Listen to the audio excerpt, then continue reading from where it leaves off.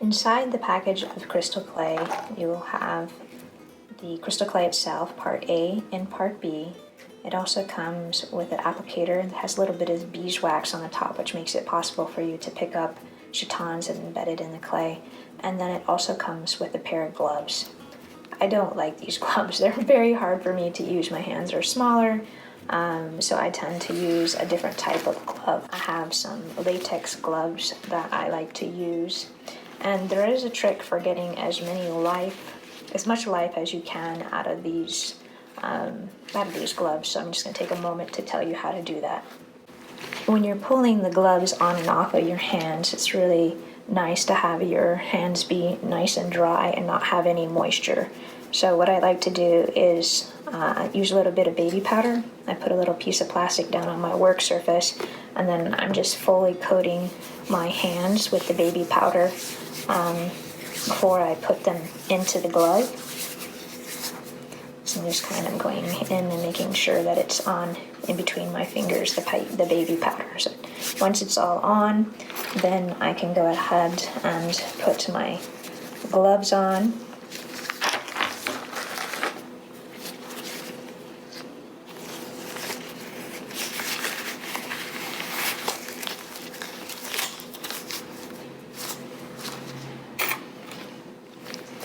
And then let's just say after I've finished using my crystal clay, let me show you, this is so much easier to get off because I can just pull on the fingers and then pull on the whole piece, and then my hand easily slides out, so I can continue to use these over and over again.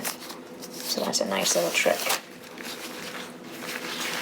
With your gloves on, fingers all powdered first, you're going to want to pull off equal sized balls of part A and part B.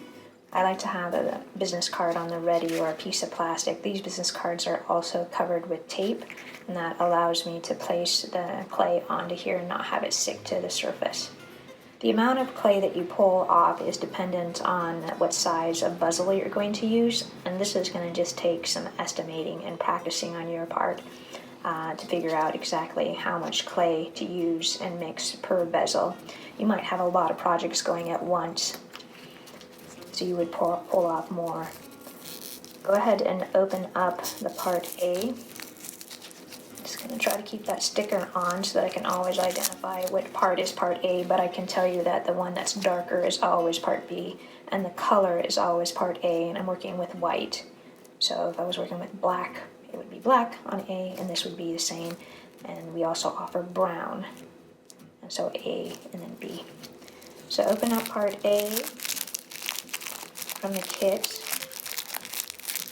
and you're going to pinch off a small ball of the clay. Again, dependent on how much you're going to be needing for your project. I highly recommend that you just continually add more if you need it, versus doing up a huge batch and having the pressure of having to use all of it. So I have a nice size ball there of A. I'm not going to close that up yet. I just want to make sure that I have plenty.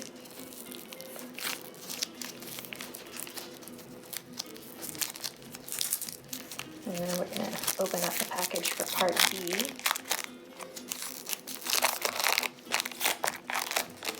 Pinch off a small ball,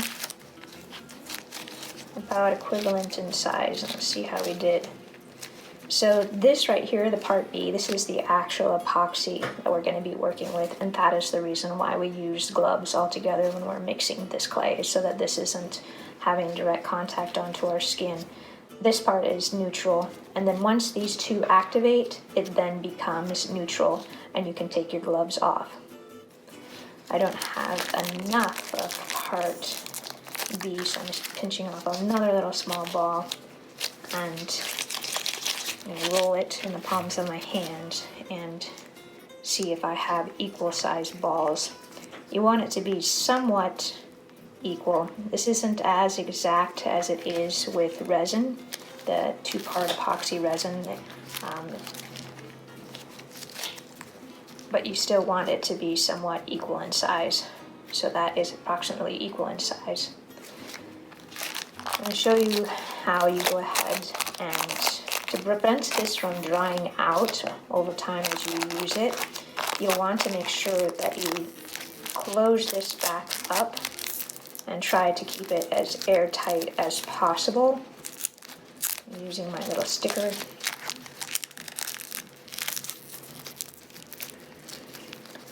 To close this back up. You can also use a little bit of tape. And then the thing that's different, when I go to close this up, I don't put these back in the same container. I'm going to use two separate ones. This is just to prevent these two from getting any kind of contact and potentially having some way in which they can be activated and possibly harden. So I have learned to put it into its own little Ziploc. I place it inside of there, and then I'm just pulling out any excess air before I zip this back up. And then I'll go ahead and do part A the same way. Closing it up.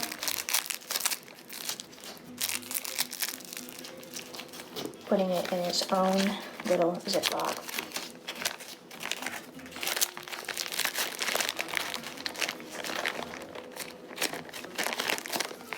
Folding it up, getting all that excess air out, and then sealing it shut. So now I have my A and B wrapped up and preserved for next time. If I come back to this and this is hardened because I haven't used it for a long time, I can put it in some warm water. Just drop it right in the warm water and let it sit for a good 5 minutes. You might want to continually refresh to make sure it's nice and warm, and this will come back up to room temperature and will be softer to work with. It does have a shelf life though, so you have to take that into consideration when you're using that product. So now we're ready to mix our part A and our part B. Once you have equal sized balls, go ahead and take the balls and with your gloves on, slowly or quickly start to blend these two parts together. So the white is the easiest to work with.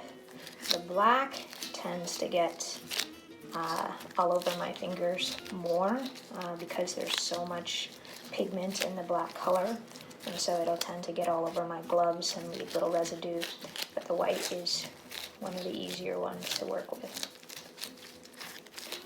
So mix the clay together fully until you have no more modeling and it's very well blended.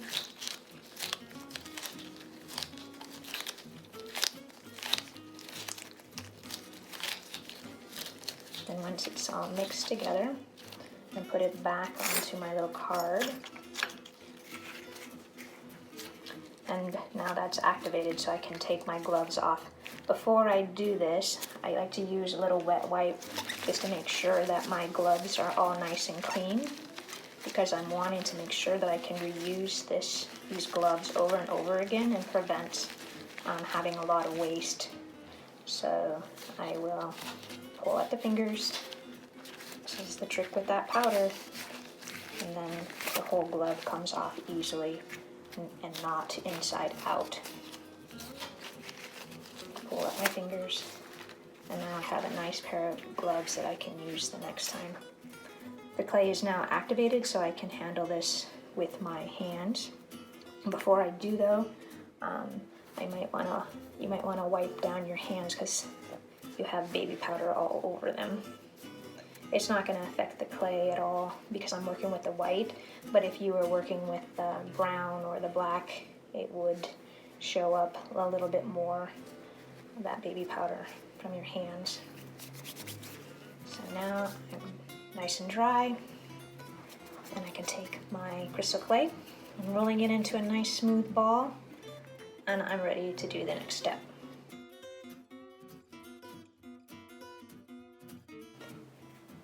The next step is going to be colorizing the crystal clay, and I'm colorizing the crystal clay with Castin Craft Opaque Pigments. As you can see, this is my stash. I have all of the colors that make up pretty much every color that you can imagine. I store all of my Castin Craft in little Ziploc bags like this so that if they leak, they only contaminate themselves, and I can clean out the bag or replace it. So the Casting Craft Opaque Pigments are incredibly potent, and you will have this for a really long time. The black and the brown tend to separate as you have them in storage, so when you get these out, you'll need to go ahead and shake them and have them blend together. So how we're using the Casting Craft Pigments is we're using it to colorize the crystal clay. And there are numerous different types of formulas that you can follow to create just about any color that you can think of. We have used the 2019, 18, 2017, and working on 2020. We have all of the Pantone color formulas, and this is all on our website. We have little cheat sheets where it's showing all of the various formulas for making the colors that I'm working with. So for this particular tutorial, I am using black, blue, and white to create a denim look. Denim is very popular this year, and I wanted to create these pieces with these three colors so that I can get a denim-like look. So before I go farther, I'm going to show you that I made a little color sampler using the colorants. I've done this all in advance so that you can just see colors and choose from them, but you would want to make up your own color sampler if you choose a different color than what I'm going to be working with, which is these three colors. So on this, these are just my rough notes that I'm recording out what was the color formula for each of these in order to create the various colors. And I'll go over what a tiny TTB, this actually TT should be tiny toothpick. So TTP is a tiny toothpick of blue, and then we have a LG, which is a large toothpick of white. Those are my codes of what it's telling me the different formulas are. So let me show you how to do that next, how to build out a color sampler.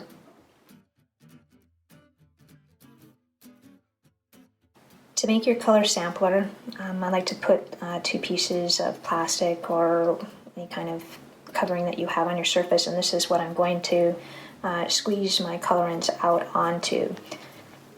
So you can either do it by taking it, squeezing up some of the colorants and pulling it off of the actual top of this right here. As you can see, it's coming to the surface, or you can just put a little bit onto the piece of plastic that you're working on.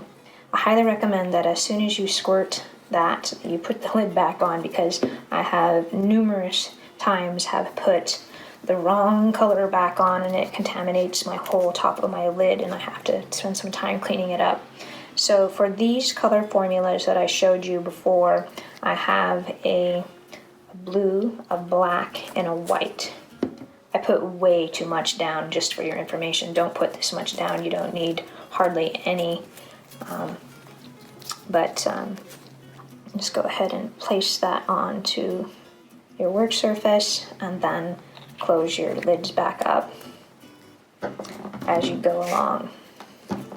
Alright, before I start to even utilize this, I'm going to put my gloves back on. I'm going to use my baby powder to make sure that my hands are fully covered with the baby powder prior to putting my gloves on.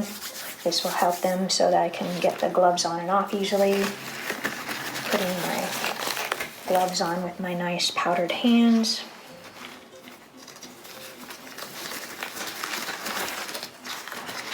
Alright, so now we have our gloves on, we have our mixed crystal clay, we have our 3 colors of Casting Craft, and we have our toothpicks.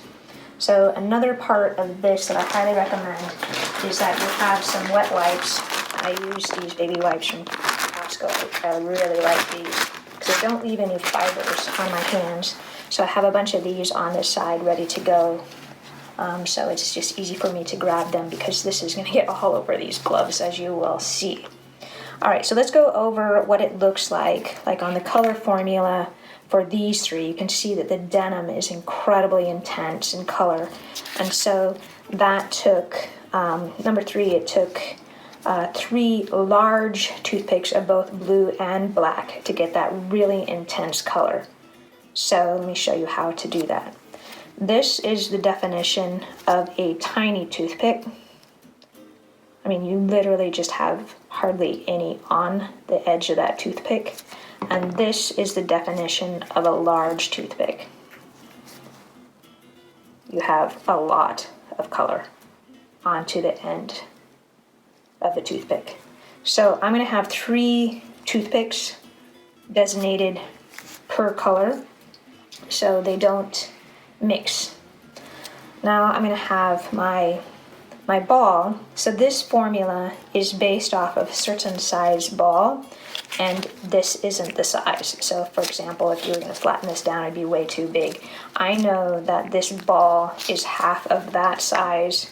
So let's say this is a large blueberry size ball in order to get this formula that I'm doing here.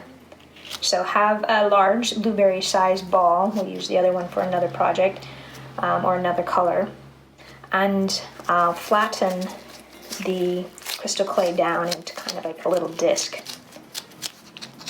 Now I'm going to pick up my formula again, called for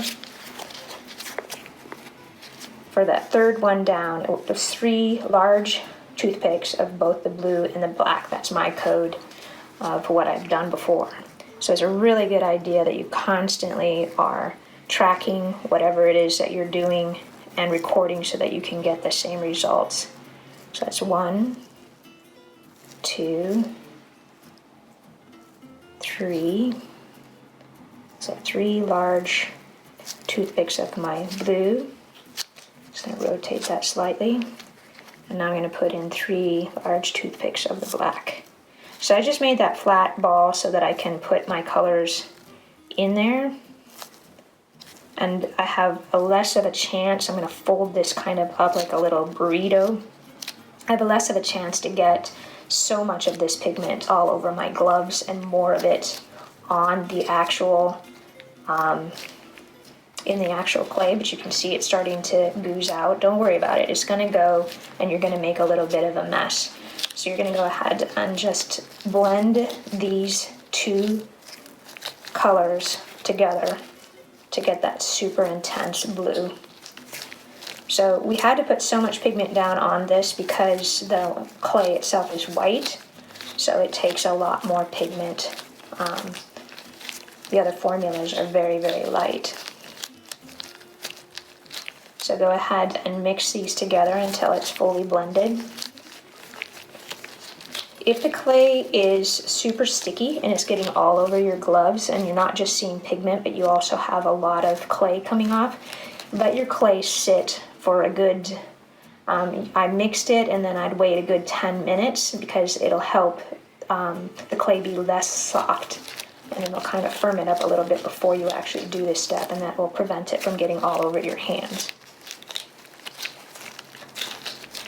Alright, so then you can stop and you can take a look, like how close am I to my actual formula that I wanted to do. Oops, sorry. And you can see, you know, that that's pretty darn close to my actual formula. I can add a little bit more pigment into this. I probably would do an equal size pigment to make it even more intense if that's if I wanted to do that. So then once you have this mixed up together, in order to continue to use these over and over again, which I'm highly recommending, you take one of your wet wipes and you just get the pigment off of your gloves. It will stain, but it's going to dry and it won't come off on the next time that you mix another color.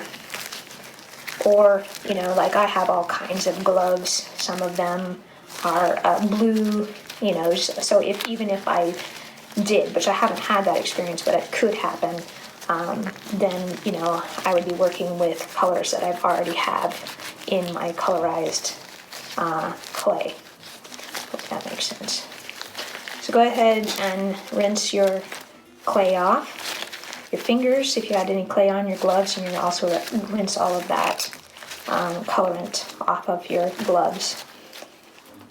Now I'm going to go ahead and, because I have so much pigment in here, I'm just wanting to make sure that I don't have any, you see that it's not fully blended, so I'm going to spend a little bit more time blending this together so that I don't have any of that variation. I couldn't really see what was going on so much because I had so much of the pigment on my hands. I'm rolling it in a ball, taking a look, how am I blended together, and then I can, adjust this. I can add more pigment to it, and continue to add to it until I have it just right. And so that's how you go ahead and you can do different variations and make a color sampler for yourself. And you can see the different formula that I did to create all of the variations that I have. After your samplers are dry, I highly recommend that you pull them off your cards and then label them 1, 2, 3 so that you have a reference to what the different colors are. And then you would place them, once they're cured, you place them back into your little cello bag, and you'll have your color sampler with your formula for next time. Some of the things that you can do with the crystal clay is you can embed in it. This is an example of using a ball chain and just wrapping it around in the crystal clay to embed. Here's an example of using chatons to embed into the crystal clay. Here's an example. These are tiny little seed beads that are embedded into the crystal clay. All 3 of these examples I'm using the black. Other things that you can do with it is you can sculpt it. So this is an example of using a mold, making a mold, and then sculpting the crystal clay and pouring colorized resin over the top of the crystal clay. These are all examples of using the white. Incorporate gilding flakes. This is over the black, and then with a resin poured over it. You can incorporate organics. See, there's some organics in there. This is a black with a clear resin over the top. You can rubber stamp on it. This has a colorized resin over the top of white. You can sculpt it and use Pearl X powder to create interesting textures.